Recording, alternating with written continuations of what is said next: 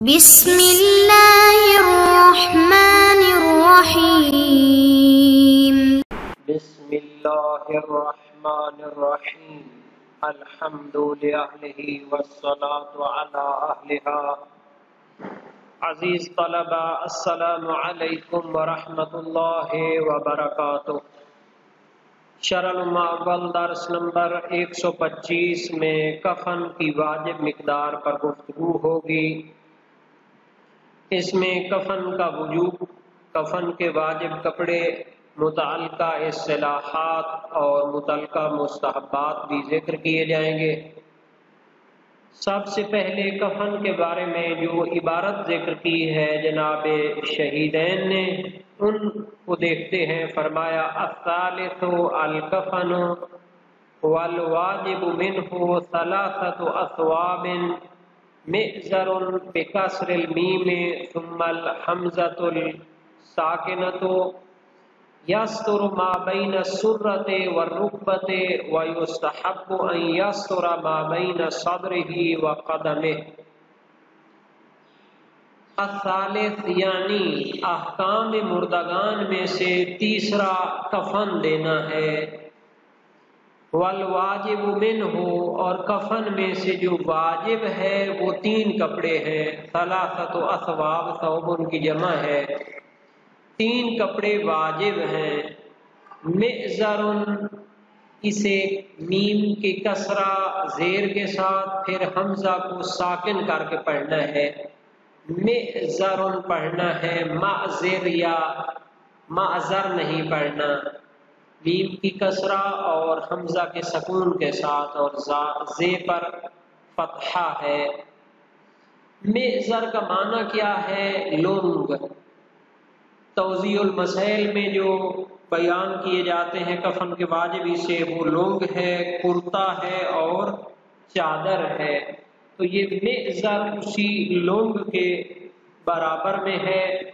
یستر ما بین السرۃ والرکبۃ، یہ لونگ اتنی ہونی چاہیے جو سرہ ناف اور رکبہ گھٹنے تک کے درمیان والے حصے کو ڈھانپ دے۔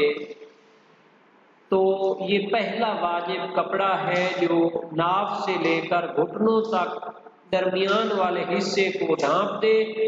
وَيُسْتَحَبُّ أَن يَسْتُرَ مَا بَيْنَ صَدْرِهِ وَقَدَمِهِ، اور مستحب ہے کہ یہ ڈھانپ دے اس کے سینے سے لے کر اس کے قدموں تک کے درمیان والے حصے کو۔ یعنی اس کی واجب مقدار وہی تھی، اور اس کی زیادہ مقدار جو مستحب ہے وہ سینے سے لے کر اس کے قدموں تک کے درمیان والے حصے کو ڈھانپ دے۔ وَقَمِيصٌ، یعنی اس میں دوسرا کپڑا جو واجب ہوتا ہے وہ کرتا ہوتا ہے۔ یَصِلُ إِلَى نِصْفِ السَّاقِ، یہ آدھی پنڈلی تک پہنچنا چاہیے، تو یہ واجب ہوگا۔ وَإِلَى الْقَدَمِ أَفْضَلُ، اور اگر قدموں تک پہنچے تو یہ فضیلت رکھتا ہے، زیادہ اس میں فضیلت ہے۔ وَيُجْزِئُ مَكَانَهُ ثَوْبٌ سَاتِرٌ لِجَمِيعِ الْبَدَنِ عَلَى الْأَقْوَى، اور اس کرتے کی بجائے کافی ہے ایک ایسا کپڑا جو پورے بدن کو ڈھانپ لے، ساتر ہو، ڈھانپنے والا ہو، لِجَمِيعِ الْبَدَن، پورے بدن کو، عَلَى الْأَقْوَى، اقوى قول کی بنا پر۔ وَإِزَارٌ، ازار پڑھنا ہے اس کو، یہ چادر کے معنی میں ہے۔ بکسر الحمزۃ، ازار نہیں پڑھنا بلکہ ازار پڑھنا ہے۔ وَهُوَ ثَوْبٌ شَامِلٌ لِجَمِيعِ الْبَدَنِ، اور وہ کپڑا ہوتا ہے جو پورے بدن کو شامل ہو اور ڈھانپنے والا ہو۔ تو یہ 3 کپڑے ہو گئے جسے اردو میں لونگ، کرتا اور چادر کہتے ہیں، اور عربی میں اسے مئزر اور قمیص اور ازار کہتے ہیں بالترتیب۔ وَيُسْتَحَبُّ زِيَادَتُهُ عَلَى ذَلِكَ، اور یہ آخری جو ازار یعنی چادر ہوتی ہے جو پورے بدن کو ڈھانپنے والی ہوتی ہے، اس کا زیادہ ہونا سابقہ مقدار سے مستحب ہے، طولاً بما يمكن شده من قبل رأسه ورجليه، طول اور لمبائی میں اتنی زیادہ ہونا مستحب ہے کہ ممکن ہو شد ہو اس کو باندھنا، من قبل رأسه سر کی طرف سے، ورجليه اور ٹانگوں کی طرف سے، یعنی فقط اس کے سر اور قدموں تک ڈھانپنے والی نہ ہو بلکہ اتنی زیادہ لمبی ہو کہ سر اور پاؤں کی طرف سے کچھ حصہ بچ جائے اور اس کو آسانی کے ساتھ باندھا جا سکے۔ اور مستحب ہے اس کا زیادہ ہونا عرضاً، یعنی چوڑائی میں اتنی زیادہ ہونا مستحب ہے، بحیث یمکن جعل احد جانبیہ علی الاخر، کہ اس کے ایک حصے کو دوسرے حصے کے اوپر ڈالنا، قرار دینا ممکن ہو، یعنی آرام سے ایک حصے کو دوسرے حصے کے اوپر قرار دیں تو یہ اتنا زیادہ چوڑا کپڑا ہونا چاہیے۔ وَيُرَاعَى فِي جِنسِهَا الْقَصْدُ بِحَسَبِ حَالِ الْمَيِّتِ، اور یہ جو کپڑا ہوتا ہے کفن کا، اس کی جنس اور اس کی جو کوالٹی ہوتی ہے اس میں رعایت کی جائے درمیانے کوالٹی کی، بحسب حال المیت، جو مردہ کے حال کے مناسب حال ہو۔ تو یہ گویا کہ ایک علیحدہ مسئلہ ہو جائے گا، رعایت کی جائے کپڑوں کی جنس میں، حد وسط کی، جو میت کی حیثیت کے مطابق ہو۔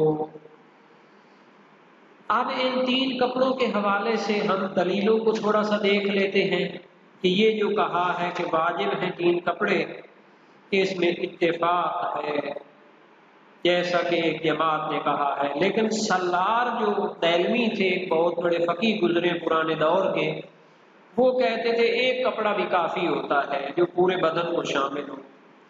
اچھا، مشہور کا جو نظریہ ہے تین کپڑوں والا، اس کی دلیل ہے روایات۔ عبداللہ بن سنان ایک کوفی کی روایت ہے امام صادق علیہ السلام سے، المیت یکفن فی ثلاثۃ، تین کپڑوں میں اسے کفن دیا جائے، سوى العمامۃ والخرقۃ، امامہ اور ایک چھوٹے کپڑے کے علاوہ جو اصل واجب وہ تین کپڑے ہیں۔ موثق سماع بھی موجود ہے، سألتہ عما یکفن بہ المیت قال ثلاثۃ اسباب، میں نے سوال کیا جس کپڑے میں میت کو کفن دیا ہے، فرمایا تین کپڑے ہیں۔ تو یہ جو روایتیں ہیں یہ ابواب تکفین یعنی کفن کے ابواب میں وسائل وشیہ میں دوسرے باب میں موجود ہیں۔ اچھا، سلار دہلوی نے صحیح زرارہ پر اعتماد کیا ہے جو تہذیب الاحکام میں شیخ طوسی نے نقل کی ہے امام باقر علیہ السلام سے۔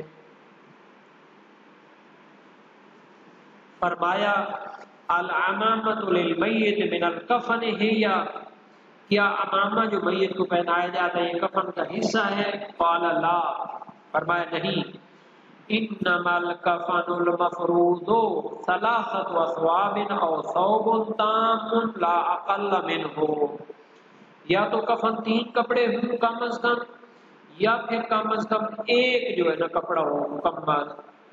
یہ روایت سابقہ روایتوں سے مقابلہ اور معارضہ اور اختلاف نہیں کر سکتی کیونکہ پہلے زیادہ ہے، اور کلینی نے اسی روایت کو نقل کیا کافی میں واو کے ساتھ، یعنی تین کپڑوں کے علاوہ ایک اور مکمل کپڑا بھی ہو تو وہ بہتر ہے۔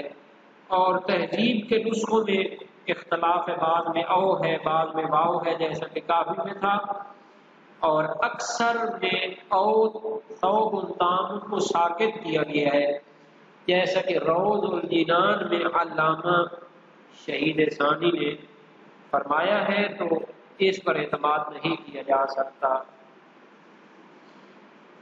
تین کپڑوں میں پہلا لنگ ہے میزر، مشہور علماء اس کے قائل ہیں، مدارک میں ہے کہ میزر کو شیخ مفید اور شیخ طوسی اور ان کے پیروکاروں نے ذکر کیا ہے، اور اسے تین واجب کپڑوں میں سے ایک قرار دیا ہے۔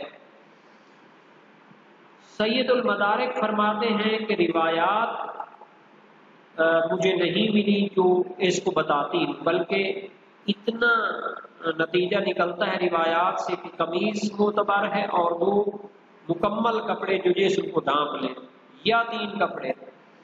تو اس کے مضمون پر ابن الجنید نے اپنی کتاب میں فتویٰ دیا ہے، یہاں تک کہ فرمایا، اور اسی کے قریب شیخ صدوق کی عبارت ہے، یہ صاحب مدارک کا قول تھا۔ اب مشہور کی جو دلیل ہے اس کو ہم بیان کرتے ہیں، صحیح ہے، عبداللہ بن سنان ہے۔ میں نے امام صادق علیہ السلام سے عرض کی کیف اصنع بالکفن، میں کفن کیسے دوں؟ فرمایا تؤخذ خرقہ فیشد بها علی مقعدتی ورجلیہ، قلت فالازار، ایک کپڑا تو اس کے مقعد اور ٹانگوں کو ڈھانپے، میں نے کہا ازار، فرمایا لا تعد شیئا، کچھ نہیں ہے، انما تصنع لتضم ما هناک لئلا یخرج منه شیء، وہ تو آپ اس لیے باندھتے ہیں تاکہ اس کے جو ہے نا جی شرمگاہوں کو کوئی چیز نہ نکلے ان سے۔ اور مراد کیا ہے ازار سے؟ میزر ہے، تو سائل نے توہم کیا کہ ایک دوسرے سے غنی کر سکتا ہے۔ اسی طرح یہی کلام موثق عمار میں ہے، تبدأ فتبسط اللفافة طولا ثم تضر عليها من الضريرة ثم الازار طولا حتى يغطي الصدر والرجلين ثم الخرقة عرضها قدر شبر ونصف ثم القمیص۔ کہ سب سے پہلے لفافہ اس کی جو ہے طول میں ہونا چاہیے اور اس پر دریرہ ڈال لینا چاہیے، پھر ازار طول میں ہونا چاہیے جو سینے تک پہنچے اور ٹانگوں تک، اور پھر خرقہ ایک ہونا چاہیے عرض میں 1.5 بالش، پھر قمیض ہونی چاہیے۔ تو یہ روایات موجود ہیں باب 14 میں اور کچھ 2 میں ہیں۔ یہ جو تھا کہ